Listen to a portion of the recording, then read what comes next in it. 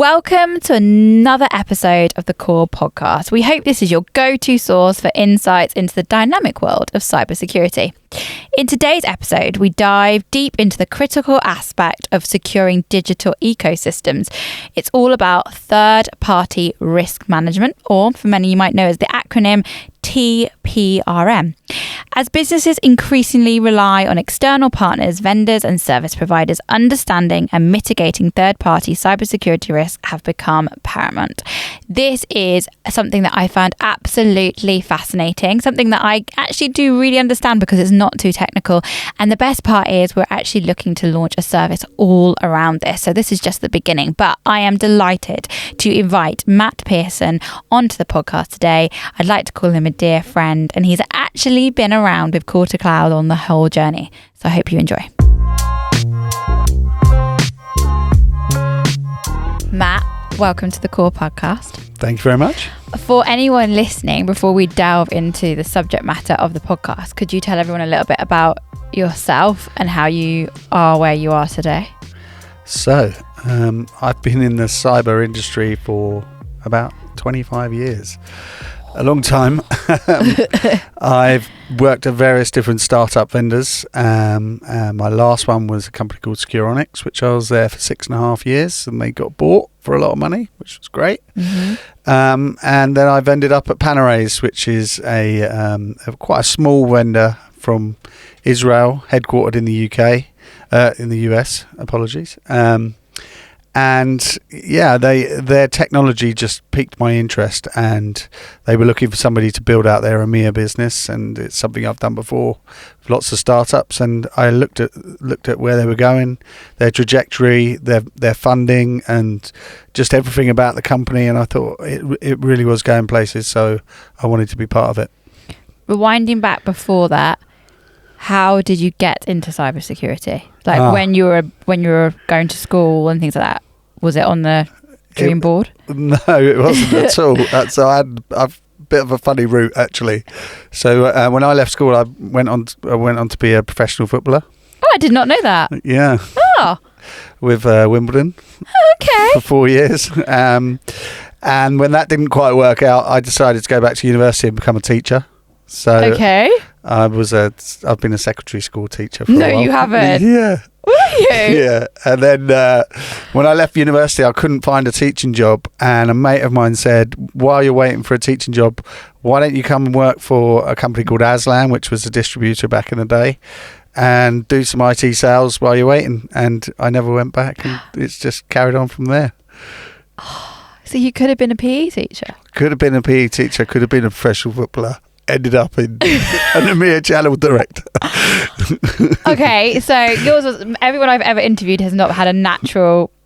Everyone seems to have fallen into this role. So how come you stayed in it? What was it that was? I don't know. It just suits my personality, sales and just relationship building, network building.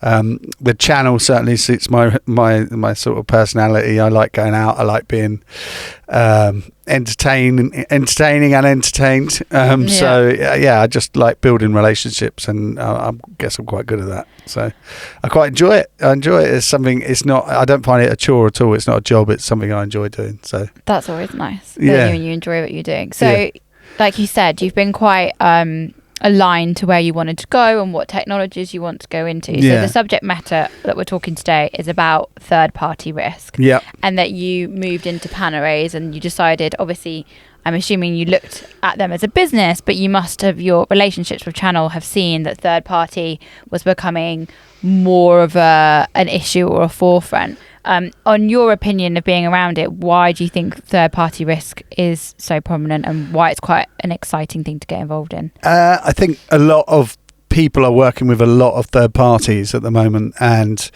more and more risk around those third parties is prevalent, and people are getting breached, and there's high profile breaches out there in the news, like in the normal news, like the mainstream news, not cyber news. So you look at things like British Airways, Boots, BBC, those type of breaches that came via a third party really are driving this market.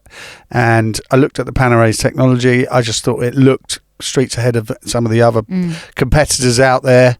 And I like the company, I like the ethos, I like the culture, and I just thought it was my next step into something exciting, something that was going to go places, really. If someone's listening to the podcast to educate themselves on third-party risk, in cybersecurity, how do we define that? Okay, so third-party risk in cybersecurity is something a little bit different. So we're looking at the third party rather than our own cybersecurity. So cybersecurity really is us protecting ourselves against somebody coming in and hacking and breaching us. Yep. What third party risk is looking at the people you're going to work with and whether they have the security processes in place so that they don't get breached and then you get breached. So it's a little bit different than most of the technologies out there, and it's different from anything I've worked in. It sort of fits in a different space to cybersecurity. It fits somewhere called GRC, which is governance, risk and compliance, which is a real growing market. It's probably the strongest growing market at the moment in the cyber world, and it isn't normal cyber, if that makes sense. It's something a little bit different, and I wanted to try something different, get into a different space and bring that GRC space back into the cyber world that I know so well. And the breaches that you've mentioned, and I know we've discussed it earlier, like MoveIt, BBC, they are all implemented and all breached because of a third party. Correct, yes. They all came via a third party. So the third party was breached, they were sharing data with that third party, and they got breached because of that. And how is third party in the threat landscape evolving, and why is it becoming, I guess, more unmanageable, or more, like how are they punching more holes into the network? I guess the digital world is transforming at the moment. Yeah. So more and more people are dealing with more and more third-party vendors. And, it's very difficult to manage that amount of third-party vendors in an effective way. And the more third-party vendors you have, the more your attack surface is. Right. Because you've got more people that you have to worry about. So it's really scale of the people, the amount of people you're working with in a digital world today, and it's very difficult to manage that number of vendors in the old school ways, which was on a spreadsheet, send them a standard questionnaire and hope that their security practices are up to scratch. You really need to get down a bit deeper, go into exactly what they're doing from a security practice, make sure that what they tell you is correct. So one of the things that Panorays does is it does work on a questionnaire basis, but it compares the answers from that questionnaire with a cyber posture scan that it does as well. So it's comparing the answers. So if someone tells you, yes, we've got a CISO, and then your cyber scan says, I don't think they have got a CISO, you can compare and contrast and go back and say, can you check this answer and just make sure it's correct? It may be that they're about to hire someone, they've got a VCISO or something like that, but we're double checking everything we do, and that's quite unique to Panorays, that we do a compare and contrast of our cyber surface scan and our questionnaire, smart questionnaire. So we're obviously becoming a more interconnected ecosystem. We're talking more, we're working more together. Yeah. We've been chatting today, and sometimes it's not just the process is part of that, but it's also, like you said, because there's more and more, it's fair to say that we don't necessarily even know everyone that we're working with. Like I probably don't know everyone that finance talks to. They probably don't know all the suppliers I work with. So it's the visibility piece of that. And then also what resonated with me, what you were saying, is that you can onboard someone on, they can fill that questionnaire in. We know how quickly things can change. The person that filled that questionnaire might not even be working there 6 months later. That business may have changed. So although there's a governance and control piece of this, there's also a visibility, would you say? Fair? Yeah, absolutely. I mean, big part of working with our customers is a lot of them don't understand how many vendors they've got. And you said to me earlier, what was the kind of average? It's about just over 500 vendors. The average customer has around just over 500 vendors, which is a lot. And a lot of them don't know the vendors they've got. A lot of them don't categorize them, so they don't know which ones are their critical ones, what type of data they're sharing with each other. There's a real mix out there of customers that are trying to understand and work out which third parties they're working with and how to manage those critical ones. And then the other thing you said about visibility is, a lot of people do this assessment of third parties, which is just a standard questionnaire, come back, get approved, put it in a folder, forget about it for a year, never look at it again until it comes up for a renewal. With Panorays, what we do is once they're approved in our platform, we'll then do a continual monitoring of that third party to make sure if anything's changed. And like you said, things change all the time. We could approve someone tomorrow and then they get a credential breach the next day and we would never know about it for a year. So what Panorays would do was flag that up as a risk and say, you approved this vendor yesterday, they've had a breach, they've had a credential leak, they've had some sort of OS that's not been patched. You need to go back to this third party and understand how they're going to mitigate that problem.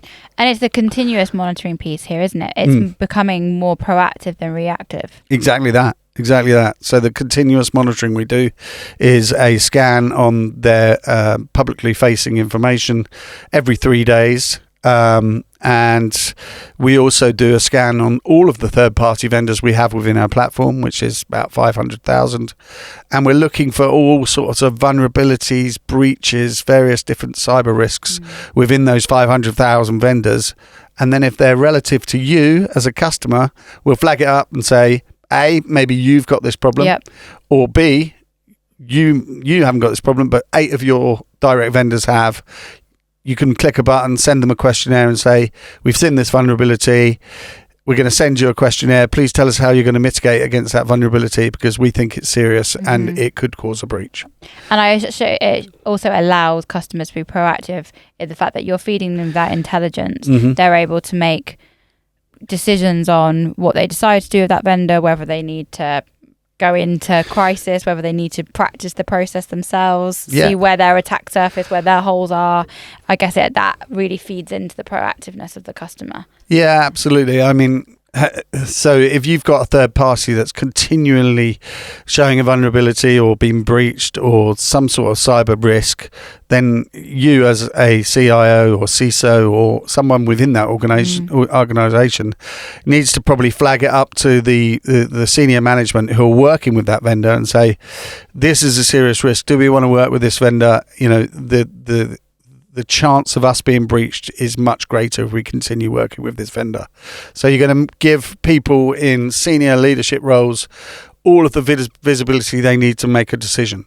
Yeah. And if they've got 3 or 4 vendors in that space that they're working with, and 2 of them are showing serious security risks, then you're probably going to choose the third one that actually is much more secure. And I guess it's forcing the hand to make people or the industry or who we work with all to make a decision and a conscious decision on cybersecurity. Because I think a lot of people that I've interviewed on here is that cybersecurity fits with the IT team and it's an IT problem and that sort of things. But if we're forcing the hand of, well, we're not even going to do business with you, that then brings in the C-suite and it makes people care. Yeah. Because you're cutting off profit. Well, that and there's lots of regulations out there these days, right? Right. So there's DORA, there's all these NIST, there's all sorts of regulations out there that demand that you actually do have a third-party risk management program. Okay. And if you don't, then you can get fined or you can lose your compliance or you can lose your regulatory status. Okay. So DORA's the big one coming up in the near future. It's a big European regulation, but it's going to affect a lot of UK people that are dealing with European organisations. Because they'll have to be compliant to their DORA. They'll have to be compliant. Now, part of DORA is that you have a third-party risk management program and that it's auditable. Okay. Now, so if you have a spreadsheet or you're trying to manage it with emails, it's almost impossible to audit that and send an auditable trail to that regulation. So if they come and do an actual audit on you and say, right, we want to understand how you're onboarding your third parties, and you say, well, I've got a spreadsheet over here, and we send them just a questionnaire, it's not gonna cut the mustard with the DORA people. They won't be happy with that. No. So more and more people are going to be working with tools like a Panorays to try and get through that process of DORA and some of the other regulations. Okay. So we've got just good business hygiene and doing the right thing, and then we've also got legislation that's forcing our hands and compliance to make sure that we're all doing the right thing. So I guess on the next piece is that if it's coming and the wave's about to come and we need to be more mindful of it, I guess there's some key components of how we manage third risk management, and I guess identifying what we need to be doing. I mean, from what I've looked in research, they're suggesting that you need to be able to assess, you're meant to be able to monitor, and you're able to mitigate. Yeah. So with those being the three ways with third risk, how would you, if for example there's someone listening today, they can see the DORA framework, wave is coming to them. Mm-hmm. They are currently in spreadsheet world. That was nearly nearly a bad word. That was nearly a really good Freudian slip. Yeah, really. They're about to be in spreadsheet world. If you were there with them right now, or we are trying to give some advice through the podcast, how would you start tackling this? Because we're not saying that Panorays is removing anyone's job. If anything, we're saying it's helping them do more, faster and quicker. So how would you say Panorays would support them on assessing the situation, monitoring it, and then mitigating risk? So the average third-party vendor onboarding process is about 9 weeks for most vendors, for most customers. And if you've got 500, yeah, exactly. You're almost painting the fourth bridge, if you know what that means. So with Panorays, it goes down to about 9 days. Okay. So assessing those vendors is accelerated. Mm-hmm. Monitoring Panorays, one of Panorays' key factors is the fact that we do the continuous monitoring. Okay. And what was the third one? Sorry. Mitigating. So mitigate? Yeah, absolutely. So we've come up with what we call a remediation plan for each of the vendors. So we'll do our cyber scan that comes up with a results of where they're deficient in their security practice, and the questionnaire. Once all those results have been taken in, like I say, compared and contrast, then we'll come up with what we call a remediation plan, which basically is, if you fix these things, we will then approve you. So that's mitigation, if you like. And then we'll continuously monitoring that they're actually, those things that they fixed have continued to be fixed, and that their security posture is what it should be moving forward. We also talked about earlier as well that helps anyone that's doing this role or will be taking on this project, is that it also tiers. So although we're saying there's 500 vendors that you work with, obviously not all of your third party have the same impact on your business. So Panorays tiers, is that correct? Yeah, absolutely. So we can categorize vendors, give them certain criticalities, if you like. So we do that on what we call business impact. So the business impact is basically how important that vendor is to you and the importance of the data that you're sharing with them. So I mentioned earlier, I think if you've got like a pencil vendor or a coffee vendor or a cleaning vendor, you still want to do a risk assessment on them, especially if you're a cleaner, because you may have people coming into the office and wandering around the office. You want to know that they've had a background check. But if you're sharing data, PII, intellectual property, then that's a real critical vendor that you should have absolute monitoring and make sure that they're very much at the top of the tree when you're doing a risk assessment. Okay.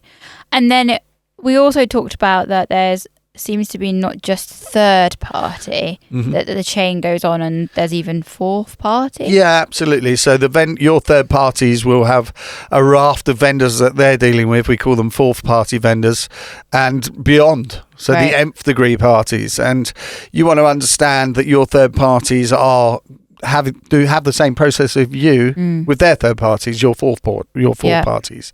And Panorays, the Risk Insights tool within Panorays can actually give you a view of who your third parties are and who your fourth parties are. Okay. So who your third parties are working with. Okay. And if we do find a vulnerability, we do find some sort of problem, security breach, we can tell you which one of those fourth parties has actually been part of that. And if someone that's listening to the podcast and potentially were thinking, right, I would need to take this tool on to support me, is it that they'd need to log on to the platform every single day? Do they get sent notifications? What's kind of the management that? So there's a couple of ways of managing it. No, you certainly wouldn't log on to the platform every day. It would be a process of, as you're bringing on vendors and monitoring them and measuring them, then you would go onto that platform.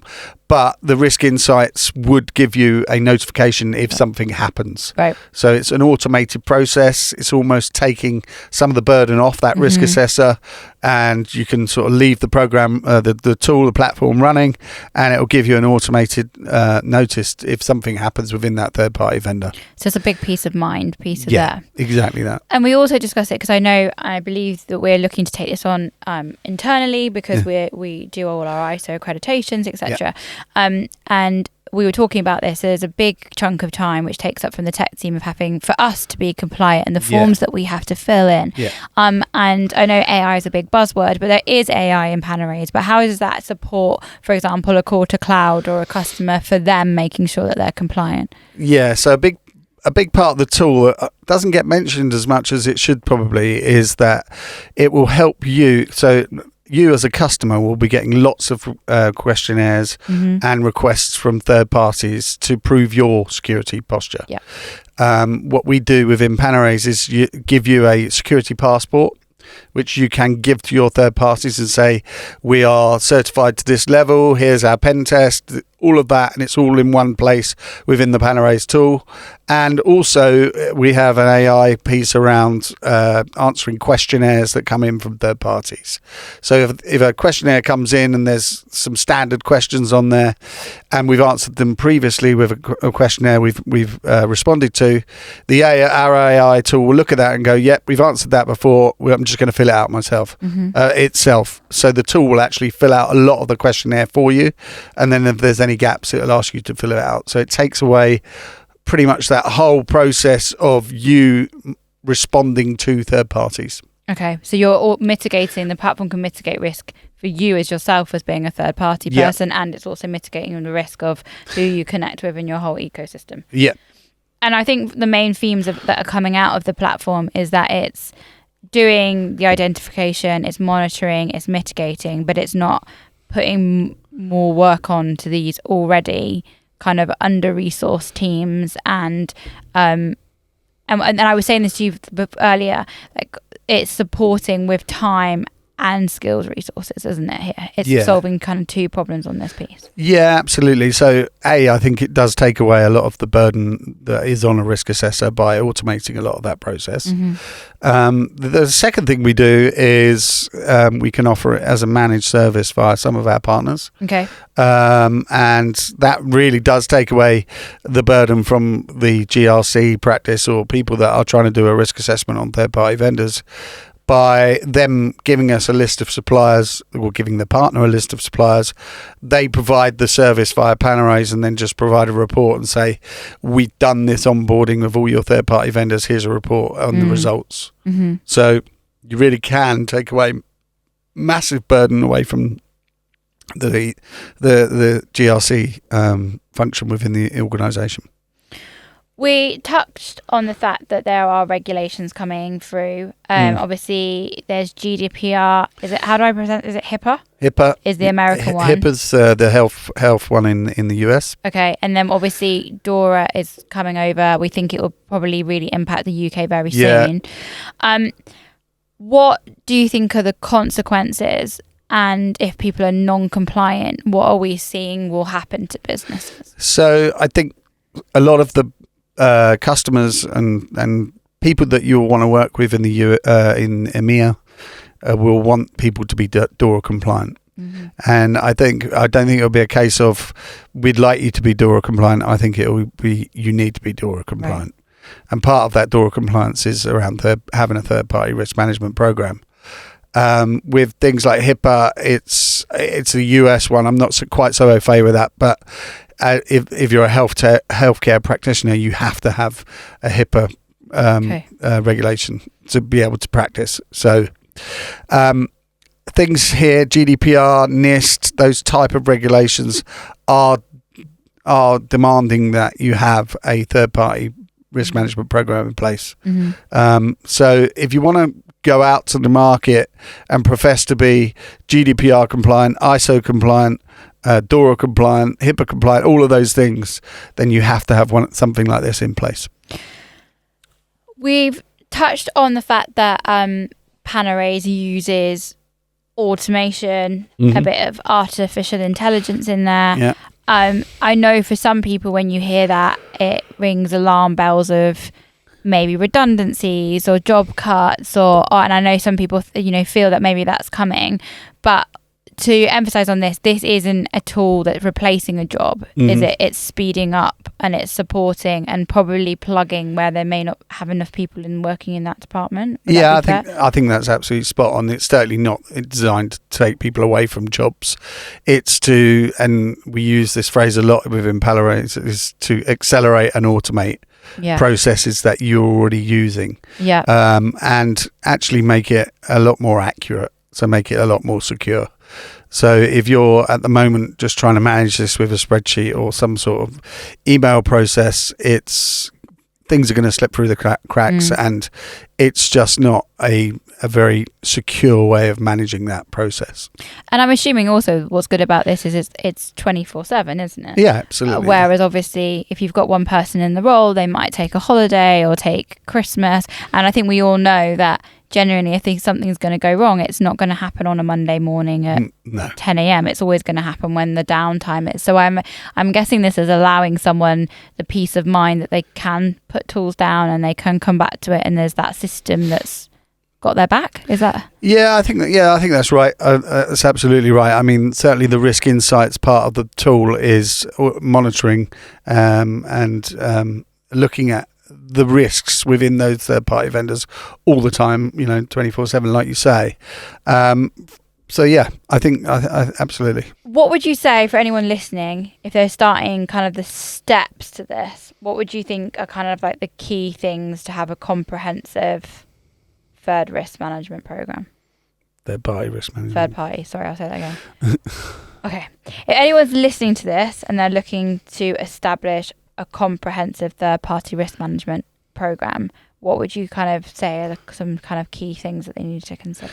So I think the first steps they need to do is work out which one of their vendors are the critical vendors, and Panorays can help them with that. So it's absolutely key that they decide which one of those vendors they want to do an assessment, a third-party risk assessment on, and use a tool like Panorays.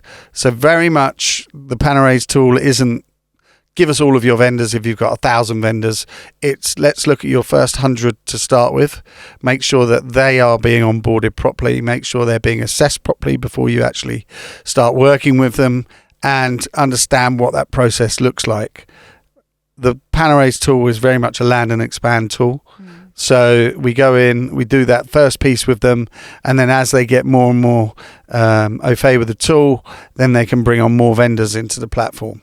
So it really is a sort of understand which one of your critical vendors you have, and Panorays can help with that, and then expand your vendors into the platform so that you've eventually got all of them in there, all of them being assessed properly and all of them being monitored and properly. A part of this piece as well, do you think there's importance of collaboration between cybersecurity, legal and procurement teams? Yes, I do. And with the collaboration of that, how do you think these teams can be working better together? So this is difficult, right? Because Panorays only really does cyber security. Yeah. And a lot of our customers come to us, in fact, Delinian did, and said, we want to understand our financial risk and we want to understand our various different risks. Yeah, of course. And the only way Panorays can do that is by adding that into the questionnaires. Mm-hmm. It's not a tool really built for those type of things. Do you think the future will be? No, I don't think it will. I think because we integrate with other tools like Archer and ServiceNow, Logicate, those type of tools do that function. Okay. And we are really focused on the cybersecurity side of things.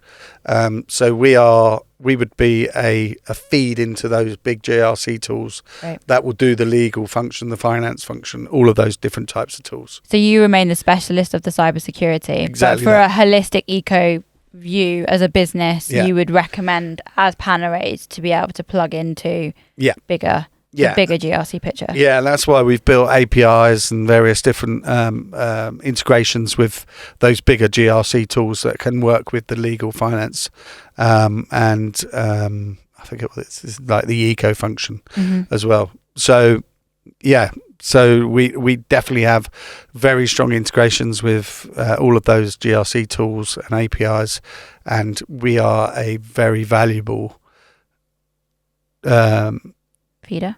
Not feeder. We're a very valuable source of information for them to take from our tool and then put it within the bigger GRC picture.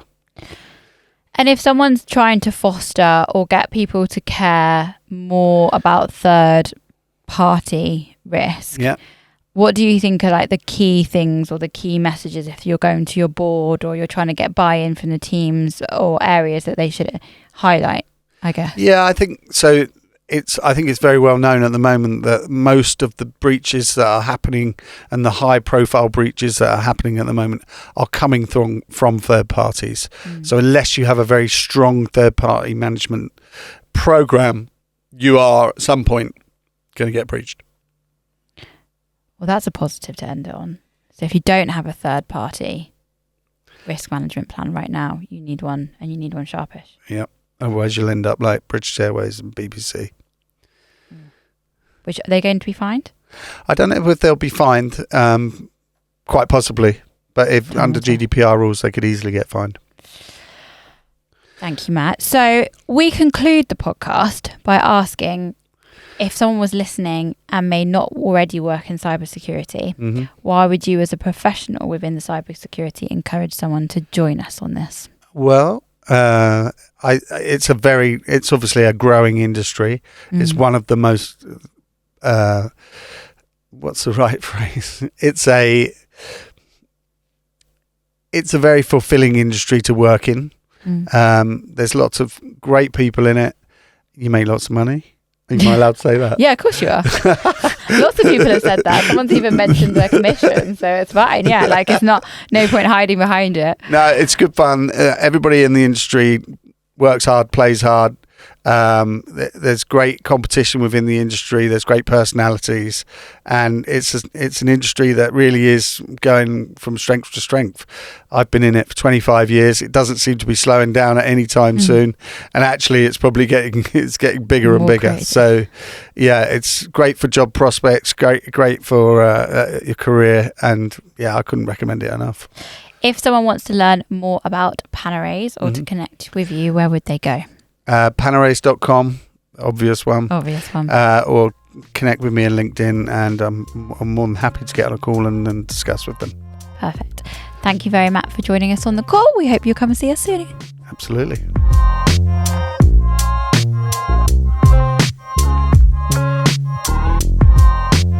Wow, that was a fun episode. And who knew that Matt was an ex-pro footballer? You learn everything new on this. So it's evident that the third-party risk management is not just a checkbox on a compliance list, but a strategic imperative thing for the organisations to look to do when they're trying to fortify their cybersecurity defences. So we really hope you enjoyed this episode. I think it's just the beginning. I know there's lots more information coming out our side on this. Depending on when you're listening to this podcast, there is also a specific webinar on DORA framework, and that will be available on demand from our website. But if you need any more support from us and our team, do let us know. In this whole crazy world and the digital age, security is a shared responsibility. And I really feel like that resonated through the podcast today. Yes, it's third-party risk, but we all have a part to play on this. And that actually plugging into platforms like Panorays allows us to have this kind of ecosystem of seeing what's going on. I'm delighted that Matt also wants to encourage people into cybersecurity, and I do hope if you're a listener and you're not already on this journey with us that you are looking to join. If you are in cybersecurity, I do hope that third party is on your radar, because we all know ransomware and the impacts of phishing, but I do think third party could be right up there on what's going to have an impact on our businesses going forward. As always, if you liked the podcast, please write comments, reshare, follow us. If you'd like to be a guest, do get into contact. And if you have any ideas of people we should be interviewing or more information that we should be sharing, do let us know. Once again, thank you for joining me on the Core Podcast.